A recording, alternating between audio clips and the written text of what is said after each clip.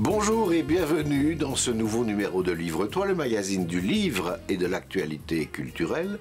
Nous sommes à la bibliothèque d'Atu sur l'invitation de Franck Andria, qui est notre invité aujourd'hui à l'occasion de la sortie de deux de ses ouvrages particulièrement. Un auteur prolixe que Franck Andria, plus de 40 romans à son actif, essentiellement pour les jeunes mais aussi pour les adultes. Il nous attend quelque part dans le petit salon de la bibliothèque d'Atu et il est temps d'aller le rejoindre.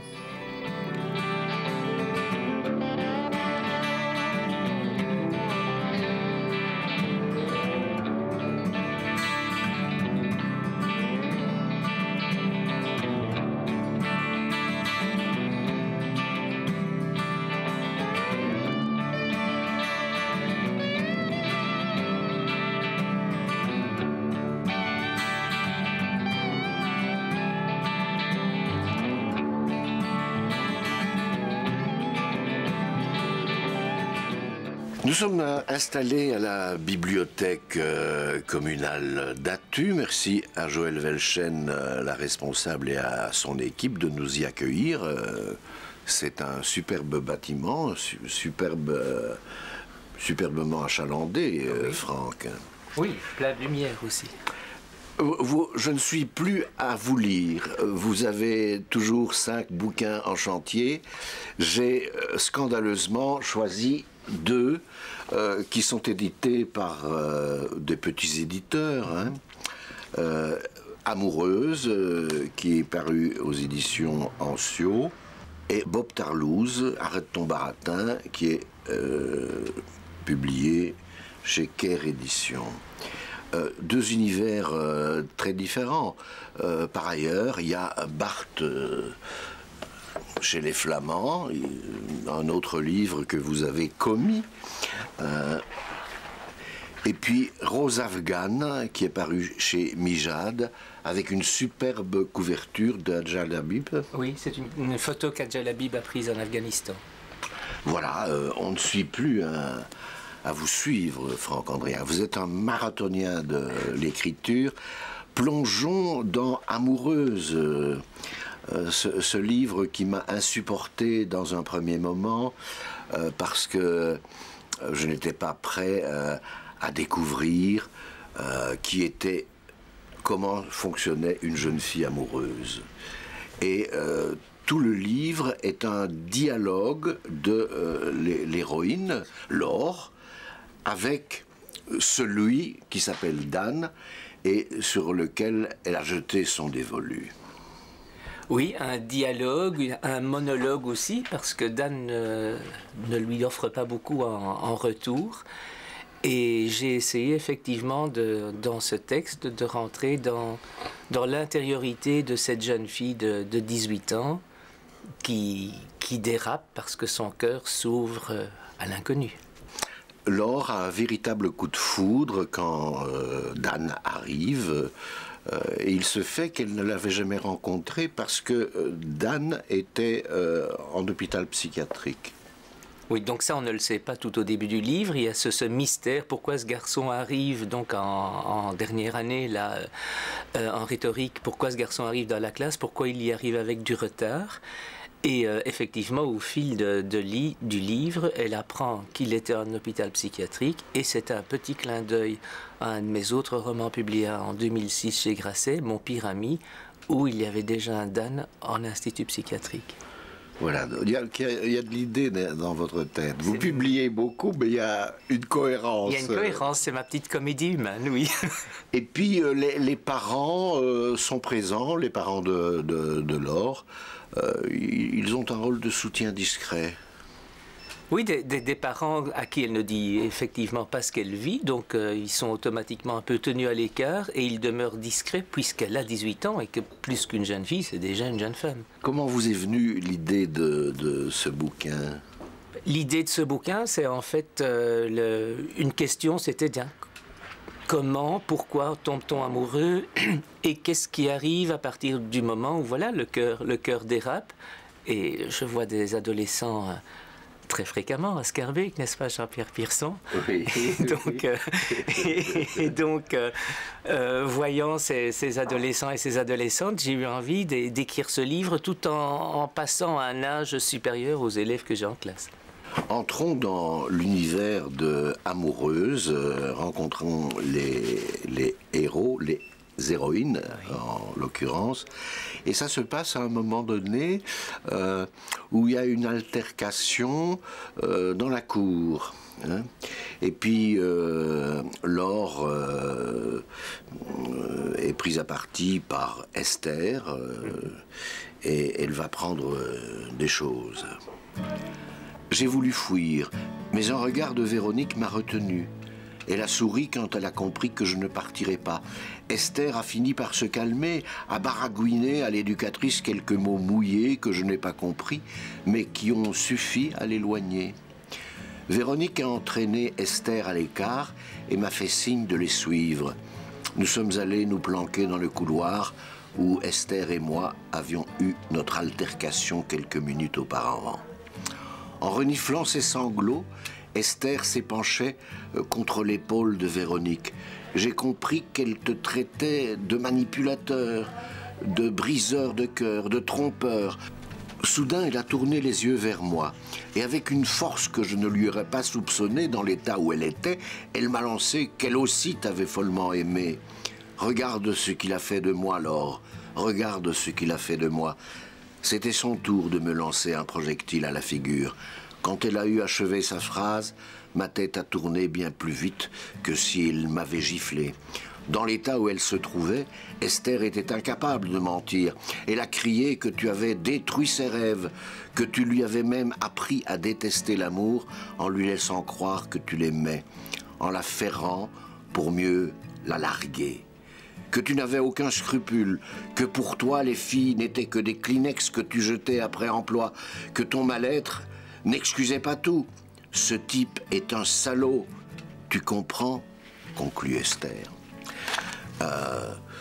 C'est une rencontre, elles étaient rivales toutes les deux et elles deviendront partenaires pour assurer la vengeance vis-à-vis de Dan. C'est paru aux éditions Bernard Anciaux, Amoureuse, un livre fulgurant. Oui, qui essaye d'aller le plus possible effectivement dans la profondeur et dans le mystère de cet état amoureux. Ouais. La passion, c'est aussi ce qui anime les aventures de Bob Tarlouse, tome 1, donc il y aura au moins un tome 2. Et un tome 3 qui tourne dans ma tête pour le moment. Arrête ton baratin, c'est le titre de ce premier tome. Là, c'est un autre univers. Déjà, pas de chance, hein. S'appeler Bob Tarlouse, c'est pas un cadeau. Surtout quand on aime la panthère rose. Ouais. Donc, c'est vrai. Et que, bon, dans le cas de mon personnage, il est absolument hétéro. Et qui, lui, ne sait pas ce que le mot Tarlouse signifie. Donc, le mot Tarlouse, il s'appelle Tarlouse, sa famille s'appelle Tarlouse suite à une erreur de l'administration communale un employé de l'administration communale de Scarbeck, parce que je mets Scarbeck dans tous mes livres, j'aime ma commune, donc inévitablement. Et donc son grand-père s'appelait Monsieur Farlouz et on s'est trompé en passant du F au T et voilà. Bob. Ils n'ont pas de chance pour ce gamin de 15 ans. Son père c'est Johnny, mais il s'appelle pas Johnny et c'est le nom de son idole. C'est le nom de son idole et il est aussi, donc le papa est fan de Johnny et est fan de l'Olympique de Marseille. Ah, oui. Et Bob Tarlouse n'est pas intéressé par le football. Pas vraiment. Bob, c'est un garçon tout en délicatesse. Comme je le dis, aime la panthère rose, aime aussi énormément sa nounou afghane, Najma, et aime le boudin compote, Jean-Pierre. Nounou, Najma, qui a joué un rôle important dans l'éducation de Bob Tarlouse. Oui, parce que Najma, c'est un petit peu tout le côté humain de mon livre, la profondeur de la relation à l'autre, l'écoute de l'autre, le partage des différences. Et Najma apporte beaucoup à Bob parce qu'à la différence de son père qui ne l'écoute pas, elle l'écoute et lui donne des pistes. Et dans l'école, parce que ça se passe dans l'école où Bob se trouve, suit ses études, il y a toute une série de personnages. Il y a Mohamed, dit Momo, qui est un ami déjà du primaire. Oui, il connaît Mohamed depuis toujours. Ils ont une amitié qui s'étale depuis la petite enfance de Bob, parce qu'il l'a connu en primaire et même avant. Et donc c'est un copain complice, là, comme ceux qu'on peut en avoir quand on est ado. Et je vous fais aussi remarquer, Jean-Pierre, qu'il n'est mis nulle part dans le livre que ça se passe dans une école de Scarbeck. Non, mais on le subodore, Franck Andria. Et puis il y a Monsieur Baratin qui est un professeur que ni Momo, alias Mohamed, ni Bob n'apprécient. Non, c'est le spécialiste de leur professeur d'anglais, spécialiste du futur progressif, et qui veut inculquer à ses élèves vraiment des choses peu intéressantes et surtout très très peu d'humanité. Et puis il y a la fouine qui pue du bec. Oui. Et qui ne pense qu'à l'argent. D'ailleurs, dans le tome 3, il deviendra trader à New York. Ouais. Donc... C'est déjà annoncé dans le premier tome. Oui, j'ouvre des pistes, déjà, je sais un petit peu ce que je vais en faire. Et puis, il faut dire qu'il y aura dans cette école un meurtre, un assassinat de Monsieur Baratin. Oui, c'était le personnage le moins sympathique du livre, donc je l'ai tué. Et on apprend au fur et à mesure de l'histoire comment ce pauvre professeur est passé de vie à trépas pendant la pause du midi. Et donc, ce qui est intéressant dans ce livre, c'est que tout est... rien n'est clair au départ. Et que Bob Tarlouse va s'affirmer être un excellent enquêteur qui parvient à trouver les solutions aux énigmes des assassinats plus rapidement que la police. Plus rapidement que la police, grâce aux photos prises par la fouine, qui avait des informations que la police n'avait pas. Et donc c'est vrai que c'est du policier, mais du policier humoristique, et aussi il y a le côté social, les réflexions sur les personnages. Tarlouse, Bob Tarlouse, je prends les titres, hein, c'est pas du baratin, Tarlouse, or not Tarlouse. C'est des titres qui me rappellent les romans de Frédéric Dard. On me l'a dit, effectivement. Et il y a énormément de jeux de mots dans le livre. Et je me suis beaucoup amusé en écrivant ce texte. Et j'aime beaucoup ce personnage. Tarlouse? Bob Tarlouse? L'homme me fixait avec un demi-sourire. Ben oui, ai-je répondu, tout le monde ne peut pas s'appeler Dupont. Son sourire s'est élargi. Au moins, vous avez de l'humour. Mieux vaut en rire qu'en pleurer, n'est-ce pas? Si l'on n'a pas d'humour, quand on s'appelle Tarlouse, on risque d'assez mal assumer la situation. D'où le gilet rose? Rien à voir. Le rose, c'est à cause de la panthère. C'est mon personnage préféré, la panthère rose. Vous connaissez? Bien entendu, a-t-il répondu. Bien entendu. Et si je vous suis bien, le rose et votre nom n'ont rien à voir avec un certain état d'être. Belle délicatesse, ai-je pensé, et j'ai souri à mon tour. C'est un camouflage, ai-je répondu. Je n'ai jamais vécu la moindre expérience homosexuelle, mais je n'en donne pas l'impression. Important le camouflage quand on est enquêteur, n'est-ce pas? Ah, parce que vous êtes aussi enquêteur, a-t-il poursuivi sur un ton amusé. Je n'ai pas vos diplômes et votre pratique, mais je me débrouille plutôt pas mal. J'ai déjà résolu l'histoire du stylo plume de ma voisine qui a disparu dans le cartable de mon voisin. Vous êtes marrant, vous. Nous ne sommes pas ici pour rire. Son sourire s'est une nouvelle fois élargi et il ajoutait... Décidément, vous comprenez vite les situations et si nous en venions aux problèmes qui nous rassemblent. Je me suis laissé aller contre le dossier de la chaise et j'ai tendu l'oreille. L'homme avait l'air posé et intelligent et c'est la première fois que je me retrouvais dans le bureau d'un inspecteur de police. J'étais fier d'avoir été convoqué ici et j'avais refusé que mes parents m'accompagnent.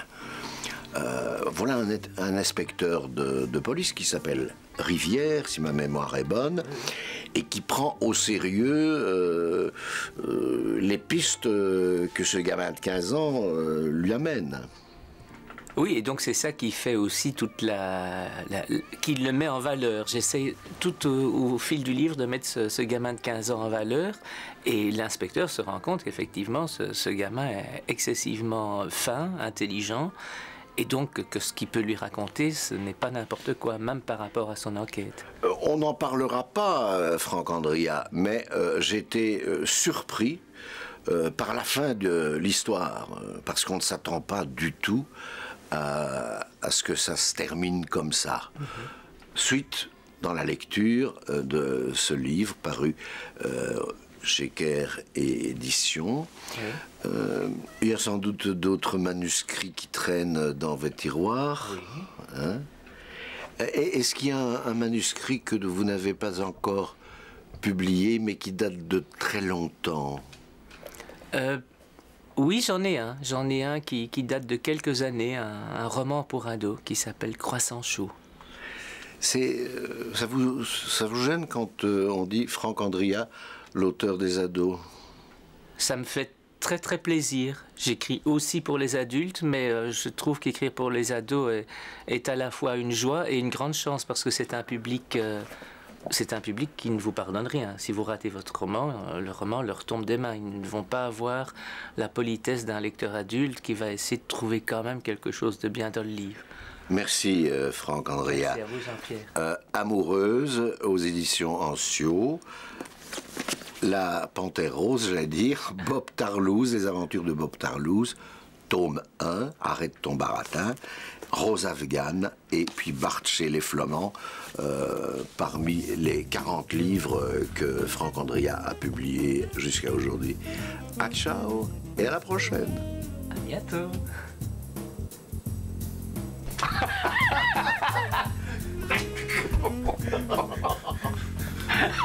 C'est fini, plus d'un soleil de Allez. Attends, hein. Ok, on y va.